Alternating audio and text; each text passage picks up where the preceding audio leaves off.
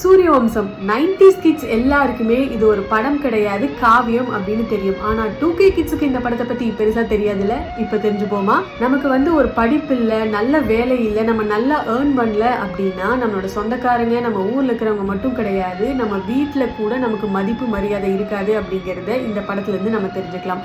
உள்ளுக்குள்ள நிறைய கஷ்டங்கள் சோகங்கள் இருந்தாலும் வீக்கெண்ட் ஆயிட்டா போதும் தன்னோட லவ்வரை பார்க்க போறோம் அப்படிங்கிற ஒரு சந்தோஷத்துல சின்ராசை கையிலேயே பிடிக்க முடியாது.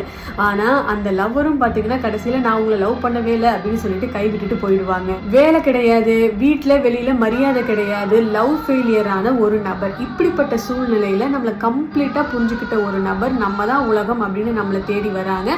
அவங்களோட பேர் புகழ் பணம் வசதி எல்லாத்தையும் தூக்கி போட்டுட்டு அவனை நம்பி போனேன்னா நீயும் அவனை மாதிரி நடுத்தரவுல தான் நிக்க போற. அது சுத்தி இருக்கிறவங்க எல்லாரும் எவ்வளவு சொன்னாலும் அது எல்லாத்தையும் மீறி ரெண்டு பேரும் மேரேஜ் பண்ணிக்கிறாங்க.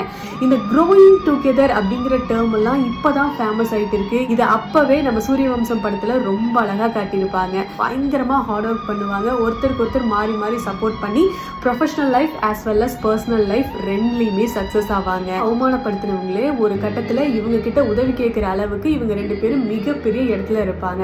ஆனா எவ்வளவு பெரிய இடத்துக்கு போனாலும் சரி ரொம்ப ஹம்புலா ரெஸ்பெக்ட்ஃபுல்லான நபர்களா தான் இருப்பாங்க. சோ நம்ம ஜெயிக்கிறது முக்கியம் கிடையாது, ஜெயிச்சதுக்கு அப்புறமா நம்ம ஆட்டிடியூட் எப்படி இருக்கு அப்படிங்கிறது ரொம்ப ரொம்ப முக்கியம்.